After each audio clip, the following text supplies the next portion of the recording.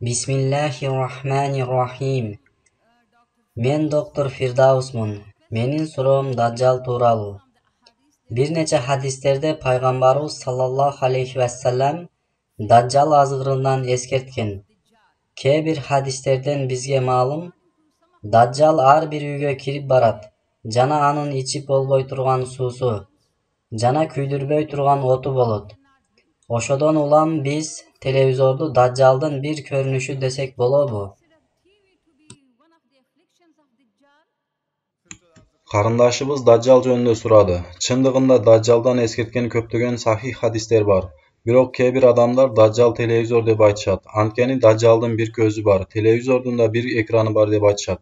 Бирок телевизор эч кандай Dajjal боло албайт. Себеби hadisтерден бизге маалым, Dajjal эркек киши болот. Кала берсе эч бир hadiste Dajjal телевизор деп айтылбайт. Бирок шайтан биздин арабызга кирбеш үчүн эмне кылуубуз керек? Сүйүктүү пайгамбарыбыз саллаллаху алейхи вассалам намазда араңарды бириктиргиле, алардын арасынан жакындаткыла, мойнуңарды тегиздегиле.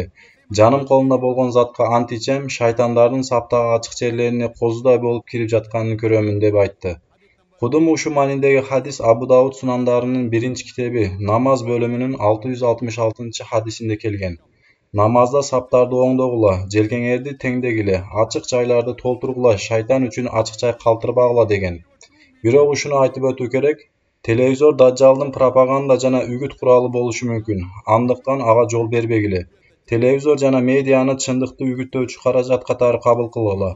Телевизор жана медиа Dajjaldын үгүт куралы болуп калуусун алдын алуу үчүн аларды чындыкты үгүттөөчү каражат кылып колдонгула. Ушул аркылуу сиз исламды бүткүл дүйнөгө жайылтуу үчүн бардык мүмкүнчүлүктөрдөн пайдаланган болосуз.